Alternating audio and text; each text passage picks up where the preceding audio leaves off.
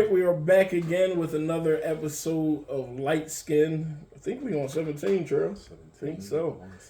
We are here with the birthday boy himself, John Goldfine, Big 69, greatest number Is ever. divine. It's divine. Look, rapper, all of it.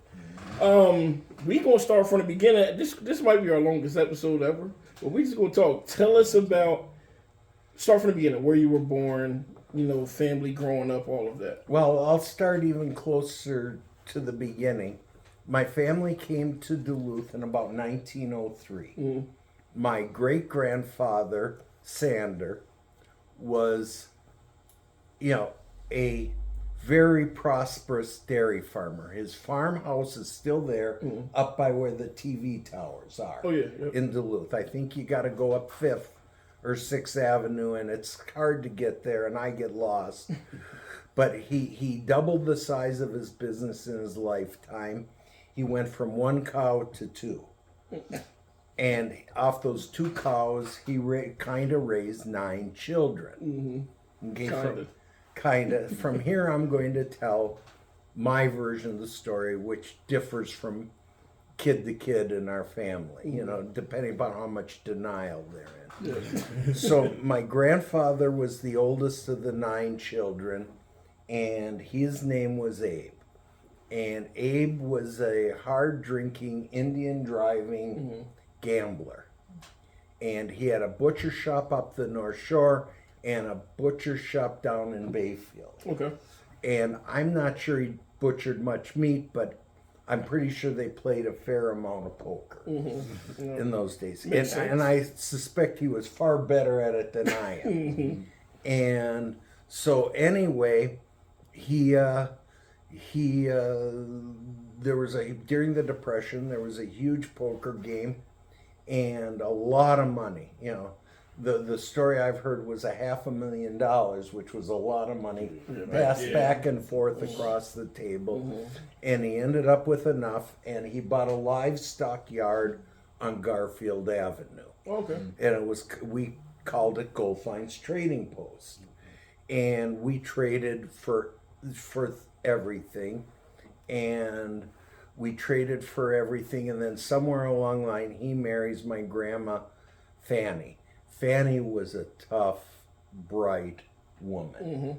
And, she got him sort of on the straight and narrow. And, they run the business and, they buy a cow or trade for a cow. And they were in the, tractor business and all of those kind of businesses. And then my grandfather went blind. Okay. And they lived at 517, 519 North 3rd Avenue East, which is kind of the famous house in Duluth, because Bobby Zimmerman, Beatty and Abe's son, who eventually you know as Bob Dylan, was born in this upstairs of the duplex. And my grandparents lived downstairs. And during that time, then we had a farm out on Martin Road, at the end of Martin Road, and it's now the dirt farm is out there, and that was our family farm where we kept the livestock. And so the farmers would come to the house at 517, sort of mystified, in their old trucks, with 1 cow, and my grandfather would stick his hand down the throat of the cow, and that's how he bought cows by this time, because he's blind. And what was he feeling for? Like what? I don't know. Okay. And frankly, all I know in life is I thank God every day that we're not in the livestock business anymore, or I'd be having the clean cattle trucks. Yeah, and not in my wheelhouse. And so they now take my grandfather and the cow all the way from there to the end of Midway Road, drop the cow off. My grandfather would pay him, and they'd have to drive him back to 3rd Avenue East. And was the story of that. And then they bought what became the Trading Post. Yep. And Then my grandmother bought 2 sofas. One from a company called Baker Schwartz out of Minneapolis, Okay. and one out of which became the first mass production company, Kraler or something like that, out of Mississippi. Mm-hmm. And she traded them for cows. The couches? The couches. We were, this was a barter time. Up there, This is different. Nobody spoke English very much. Okay. And as a matter of fact, when I was 16, I'm working in Grand Rapids, Minnesota that summer, and I get stopped by a highway patrolman, and I'm looking at he's looking at my driver's license, and he goes, "Which one are you?" And I go, "Well, I'm Irwin's son," because we're most hated question in the family, but I'm trying to get out of a speeding ticket. Yeah. And he looks at me and says, "During the Depression, your grandma and grandpa sold my parents a tractor on credit. If my mother ever found out I gave you a speeding ticket, I would never be allowed in the house again." Yep. Yeah. And so that's one of the stories. So then 59, my grandfather had died at 53, 54, and from diabetes and the whole bit. We're highly related. Very. The only difference is my family ended up in Russia where there was no sun, and we eventually turned white. And so anyway, they built in 59 what was called Goldfines, and then they came in at the same time we were building the store and built the high bridge, the Blotnick Bridge, so it became Goldfines by the bridge. Okay. And it sort of became famous, and we sold everything under the sun. We had men's clothing, women's clothing, hardware, groceries. We sold 1,000 Honda motorcycles a year, 400 Skidoos. We were the largest Mercury dealer and the largest Evinrude dealer, both in 2 different buildings in the country. I mean, it was, and we'd take anything on trade. I have, 6 or 8 rifles that I bought. I had my Goldfines credit card, and I'd buy these rifles, that had historic value to me back then. So my newest rifle was a Springfield 4570 breech load from 1896. That's crazy. That's and cool, I've got all these rifles and that I collected. And I'm a 10-year-old kid. Oh, here's my credit card. And it was Goldfine's credit card, and then I had to pay it off, and that was that story. And then I started work when I was 12 or 13. I went, according to the Social Security, I went on the payroll when I was 13. Okay. And I paid Social Security all those years. So that's a long time. I was vested, and by the time I retired, it was 53 or 54 years I had worked. And that's sort of my half of the story. And then, my father and uncle sold the business, and and I was sort of lost in space, after that. And my brother and I bought a furniture store in West Duluth, where that new apartment building is now. Okay. On 21st West, and we went into it. It was called S&J Furniture, and then when the Goldfines went out, it became S&J Goldfine Furniture. And so people that are older remember, and I used to do the very tacky television commercials. Yeah, I heard a lot about those. I'd be pointing on TV, what I would call the come in, compare, complain ads. We don't care if you've been married, 20 minutes, 20 years, or just living together. And, and then, I'd fly through the store, and, one of my regrets is when Warner Communication sent me my cease and desist on the Superman ad, I threw the cease and desist away, and I should have framed it. Mooch was telling me a story about when the furniture store was going out of business. You had the longest going out of business sale in the state of Minnesota. In the state of Minnesota. Well, yeah, and the state attorney general went after us. You know, going out of business sales are a very odd law in Minnesota if you read it. Mm-hmm. There's like 4 or 5, and I just read it the other day. And there's 4 or 5 things you can't do. Mm-hmm. And then the second paragraph is, unless you can prove you're an ongoing business whose demise was imminent, none of that counts. Mm-hmm. So, you know, we went out and bought 20, 30 semis of furniture. That's insane. And rented a warehouse. And, you know, we'd have like the same model sofa with 10 different covers. Mm-hmm. So we'd have one on the floor and just cushions from the other 10 stacked up on it. And it was just crazy.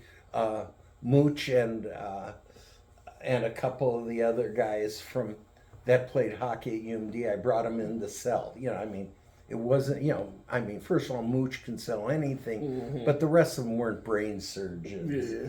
And, you know, all they had to do is people would go, I want that one, and they'd have to write it up. And that, you know, so we ran this sale for, I think, 8 or 9 months, paid, you know, and the goal of the law was, so if you're an ongoing business, you could get rid of all your debt. Okay. And that's what we did. And, you know, and the state fined us. It was a terribly large fine at the end of it. It was $150 each of us. Oh, okay. Yeah. Yeah. Yeah, You know, and so, but, you know, if you Google me and go back about 10 pages now, it's there somewhere, I think. Yep. And that's the story. You know, and we ran this furniture store, and, you know, today people come in and say, I still have that dining room set you sold me. And I look and I say, no wonder I'm out of business. Yeah. So, at what point, because your family wasn't got into hotels as well, right? We got in hotels sort of in a backward way. It started with the Edgewater, the Bridgeview, and the Downtown Motel, and we were in the commercial furniture business. So we had sold them all furniture on credit. Okay. Well, when they got old or whatever and wanted to sell their motels, we still had paper on them, and in those cases, the paper was more than the down payment would have been for someone else. So we actually ended up in the motel business, and then we bought, you know,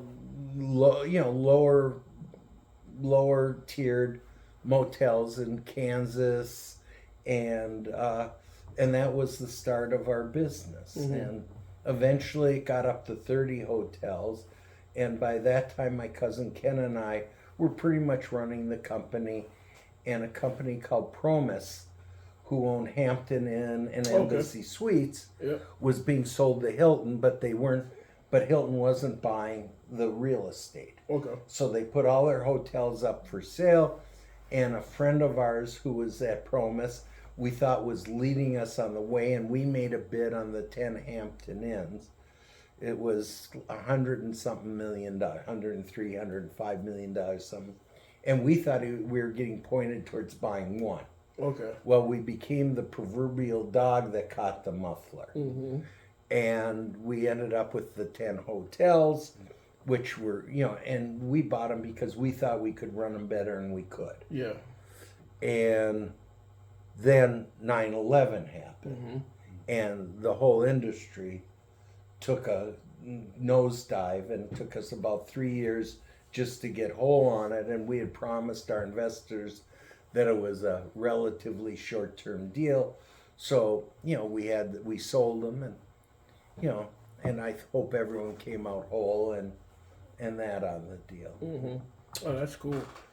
So, and when the hotels, were they just only in the state of Minnesota? No, we were in 13 states at the end. Right. We were always leveraged, and we went on the basis that recession was regional.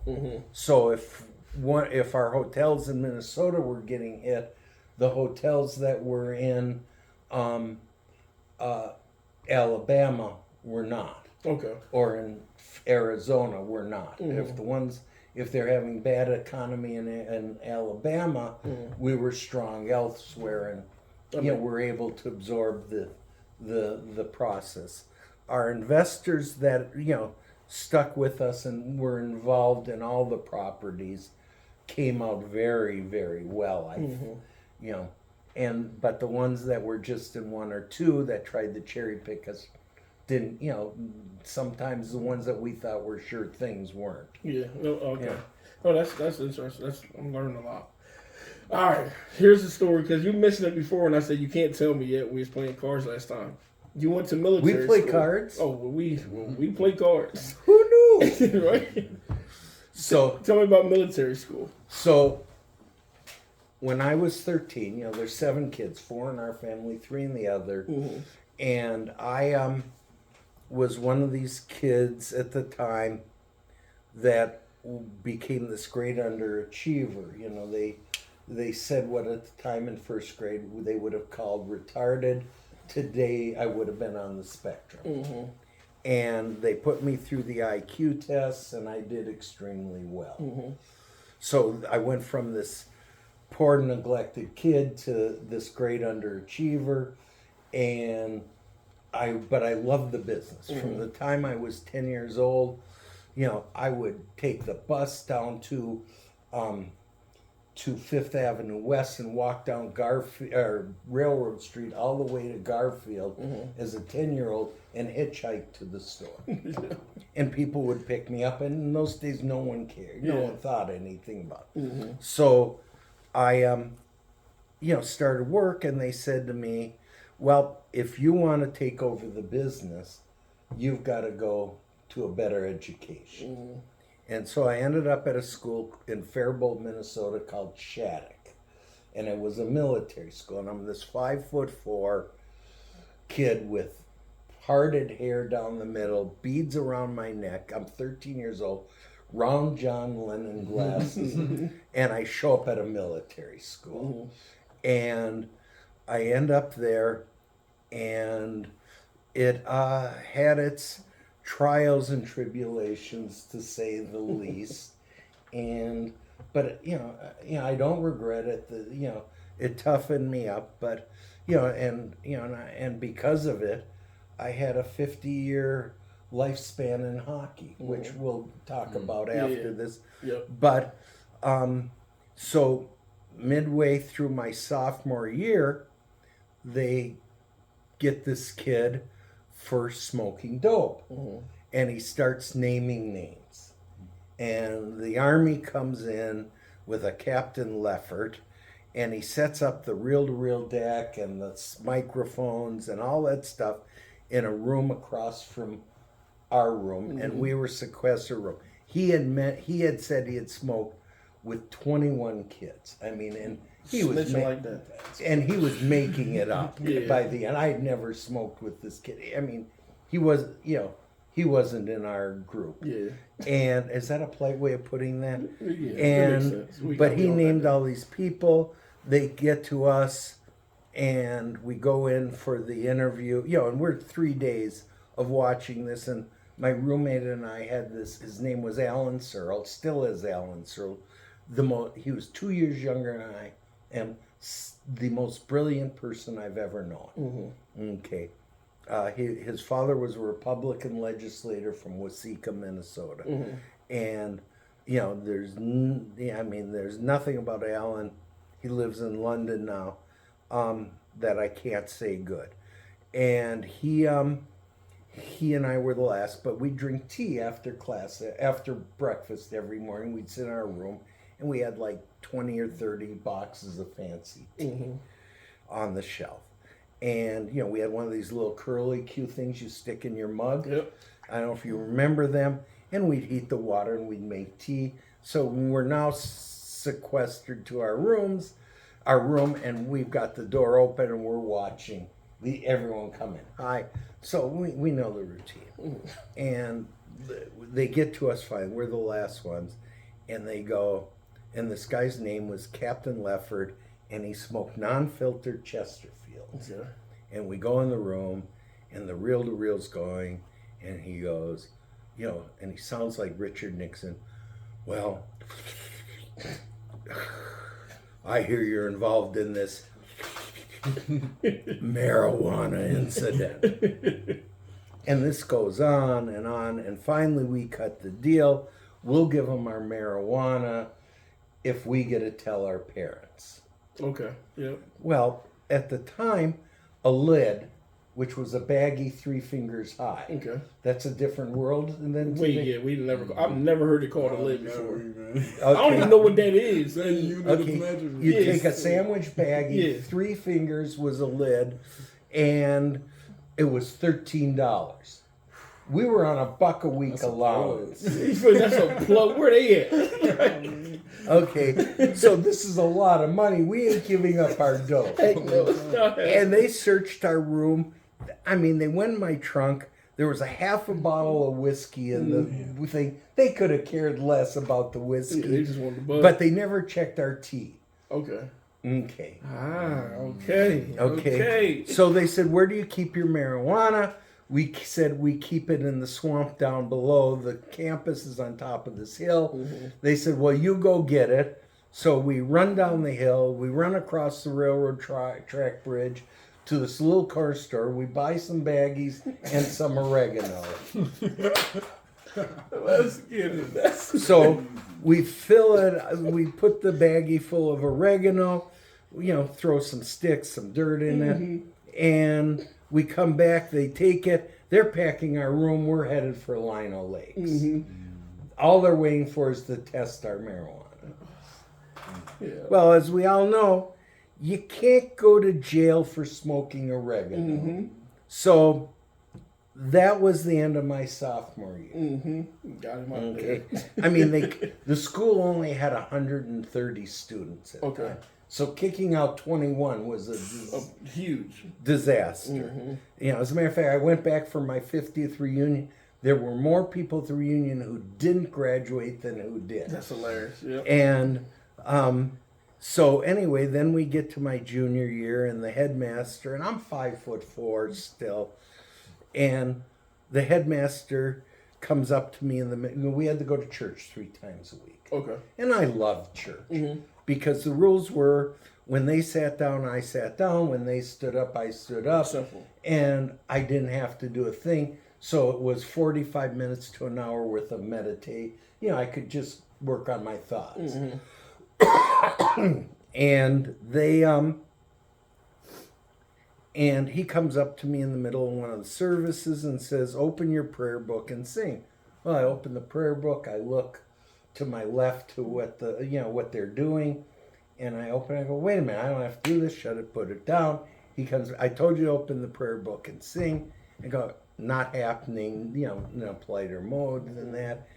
And he kicks me out of services. Then he kicks me out the next service, and then the next service, and then it was President's Weekend. And back in those days, they alternated Washington Lincoln's birthday every year. Okay. Yeah. So I don't remember which one it was, but I get home, and my parents are there with a good friend of theirs, one of their closest friends in the living room, and his son had gone to Shattuck long before me, and a letter arrives. And I remember to this day, and I assume you've heard the same thing in your life that I've heard my whole life. Mm-hmm. Dear Mr. and Mrs. Goldfine, I'd like to start by saying that some of my best friends are Jewish. I assume you've heard that before? I mean, it is, at least to me, as racial as you can same get. thing. Yeah, I know black people. Yeah, same thing. Yeah, same thing. Yeah, I mean, it is there, and the friend of my parents said, oh my God, the man's a bigot. And I go, oh my God, I'm out of there. Mm-hmm. So I went back. My dad sent me down to pick up my stuff because they weren't nice enough to kick me out before I came home. Mm-hmm. Had to go back. And remember, there were no freeways, so it was down Highway 23 to get to Faribault. It was a 4-hour drive in those days. Yeah. so we went back down in one of the vans, and and I show up, fuck them, and smoking a cigar at 16 years old, and I picked up my stuff and went home, and that was my career at Shattuck. But while I was there, it was mandatory athletics. Okay. So we had the best basketball team in the country, high school team in the country. This is an all boys school. This is an all boys school. There was a girls' school between us and the deaf school. The deaf school was between us and the girls' school. Got it. Okay. So at the deaf school, the only word we ever learned in sign language was papers. Okay. Okay, that explains that. Did y'all ever sneak to the girls' school? Or did I y'all thought you were actually the deaf school for Why were we at the deaf school? Hopefully not the deaf Why are school. you asking that question? Not the deaf school. That is The deaf school and then the girls' Deaf school. school is sick. No, but did y'all ever meet up with the girls at the girls' school? Yeah, but yes, of course. But we traded cigarettes and papers, on the way. And you know what papers are, right? How they used to Zigzags? Yeah. Okay. So anyway, Zigzags. I ain't heard that term in a long time. we had mandatory athletics. Well, during the soccer was easy, harmless, I should say. But then came winter, and we had the best basketball team in the country. That's great. And we had a black kid from Detroit named Tony Jenkins, 6'8", not very bright, became a Rhodes Scholar. That was sarcasm on the not very bright. Was captain of the Harvard basketball team, 6'8", Damn, that's dope. in high school. And then we had two kids that were 6'9" forwards, and then we had a 6'6" guard and a 5'6" guard. Okay, He well, must have been a dog. There was no passing around. the only guy who didn't get a D1 scholarship of the starting five was the 6'6" guard. Really? Okay. He became a 4-star general. He went to the Air Force Academy. He- But can you imagine a 5'6" guy who gets a D1 amongst all those kids? That's Yes. insane. Yeah. Yeah. Okay. And back then, that's a stacked team. Oh yeah. Oh, they were good. Yeah. Well, basketball wasn't going to be my sport. Yeah, no. Okay. Not 5'4". So Yeah. so I ended up playing hockey, and never had put skates on my life, and they put me in goalie equipment, and I was the backup goalie for the varsity team, and I had my own intramural team too, called Goalies. Okay. We had a rink on campus, so I played hockey for them, and I only played one period of hockey in varsity. Okay. We played against St. Paul Academy, SPA, and we had the only game we won and the only game they lost was our home game against them, because they didn't want to send the varsity team. They sent the JV team to them. Okay. And we beat them barely. So we're now in this game. They're not happy campers. Sick. I would have been mad too. You seen your JV team to beat us? Yeah. We got a box. Yeah. And so they had one loss that year, and that was it. So we're playing them, and a kid named Tommy Vanelli, who became an All-American for the Gophers, scored on me 11 times in the period. This is one period. This is the only period I played. I held the rest of the team to 4 goals. I had 52 saves, 67 shots in one period. Jesus. You know, you see a game today, 30's a lot for a whole game. And so that is my only record in hockey. And then I came home, and a guy named, and I had started the furniture business. I hadn't played hockey. And a guy named Pat Francisco said, "You need to sponsor my team." I'm not going to. How much was it? $300. Not doing it. It's a lot of money. 300. That's cash. And So I said, can I play? Yes, you can play. Then he says, I said, well, I'm the owner of the team. Yes, you're the owner of the team. Does that mean I get to be captain of the team? Yes, you're the captain of the team. I figure, what the hell? So I borrowed a pair of Bauer Black Panthers. They're cheap escapes from a guy. They were 3 sizes too big. Mm-hmm. I'm holding on to the boards. I'm playing on a line with Murray Keoghan and Walt Lettingham. They were both All-Americans for UMD. Mm. They go down, they score, they go down, they score. They're coming off the ice. I haven't moved yet. I'm holding on to the boards. I go, hell, anybody can play hockey. I'm +2.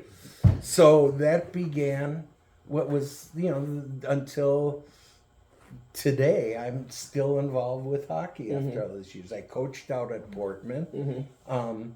I played senior no-check till I was 40 and had an injury. Mm-hmm. And then luckily enough, when Scotty Sandelin came to town, they let me hang out at the rink with them. And cool. So I've been on the ice for 3 national championships, cool. And I got my 3 rings. Yeah, and that's my hockey story. Oh, that's cool.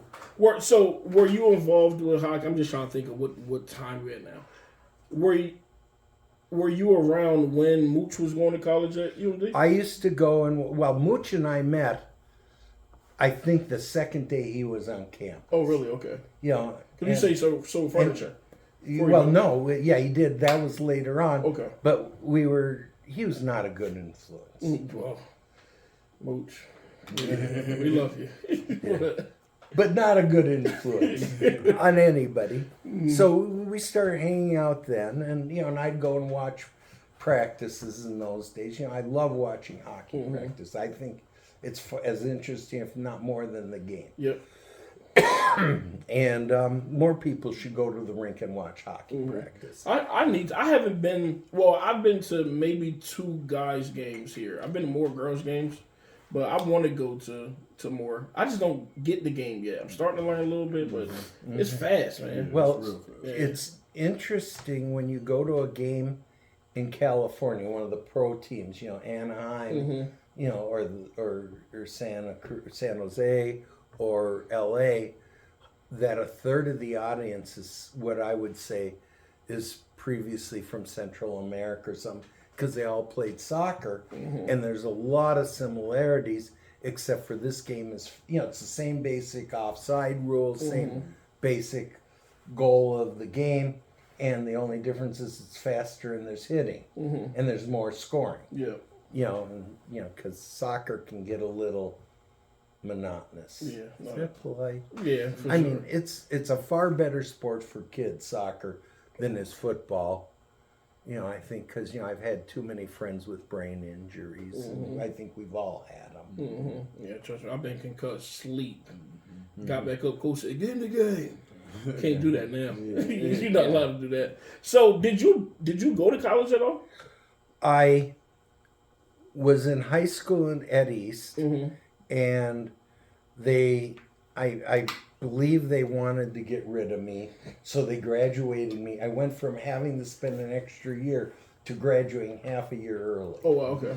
And luckily there was a nun in Duluth named Sister Mary Charles, and I love photography, and she got me into Sister Naomi, who was one of the great American photographers, in the Ansel Adams class. And, a number of books, you can go to the library and see them.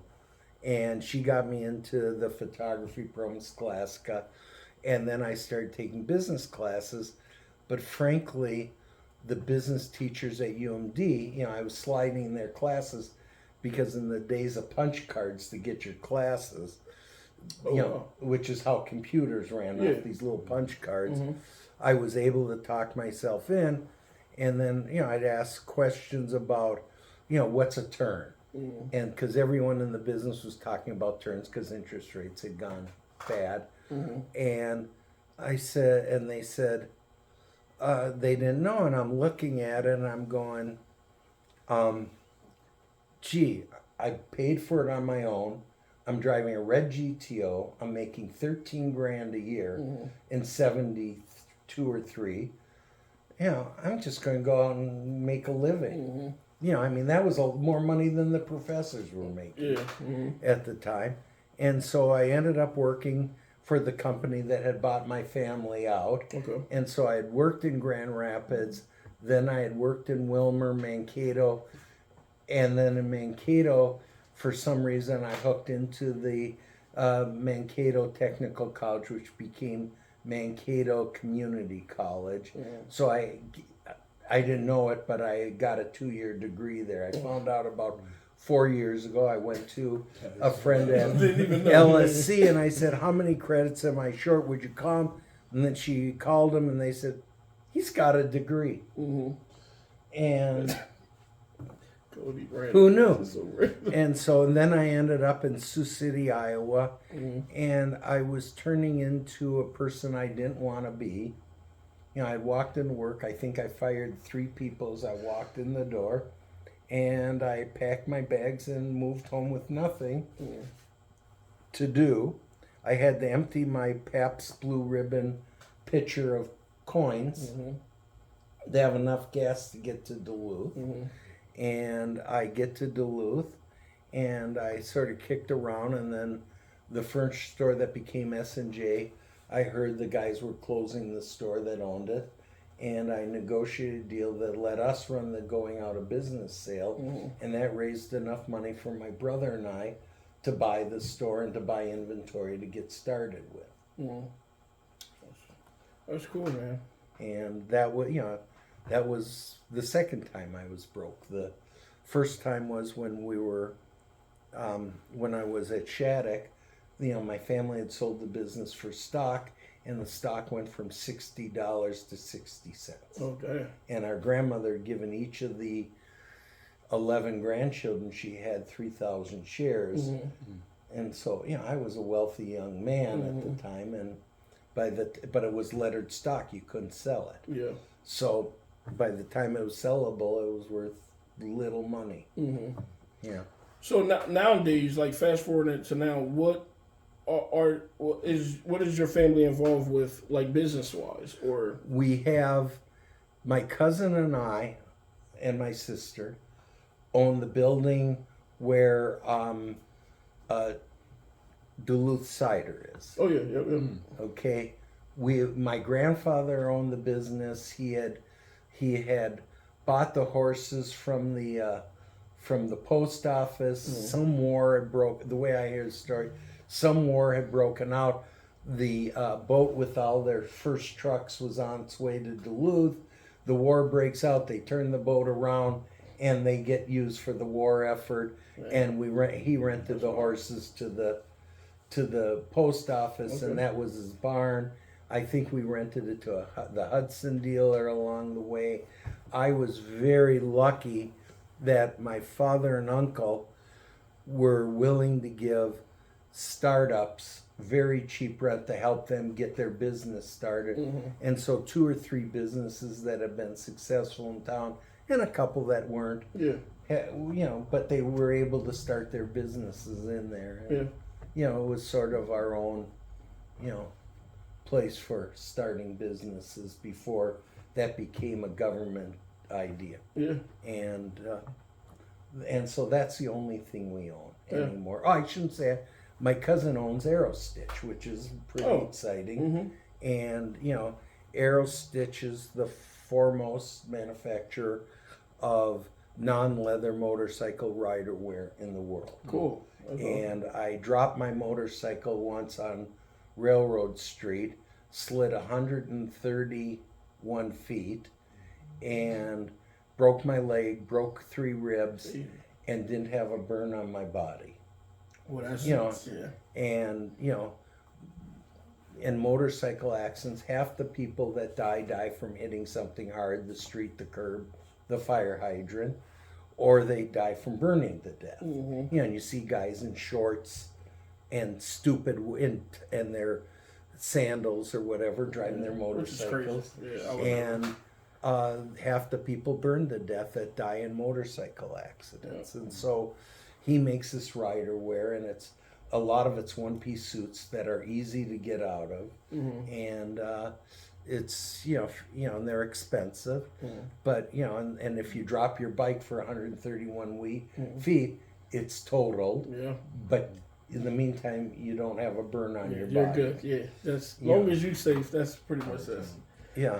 So that's the story of that story, and we have really not much else in town anymore. We own a small piece of a couple other real estate pieces in town. But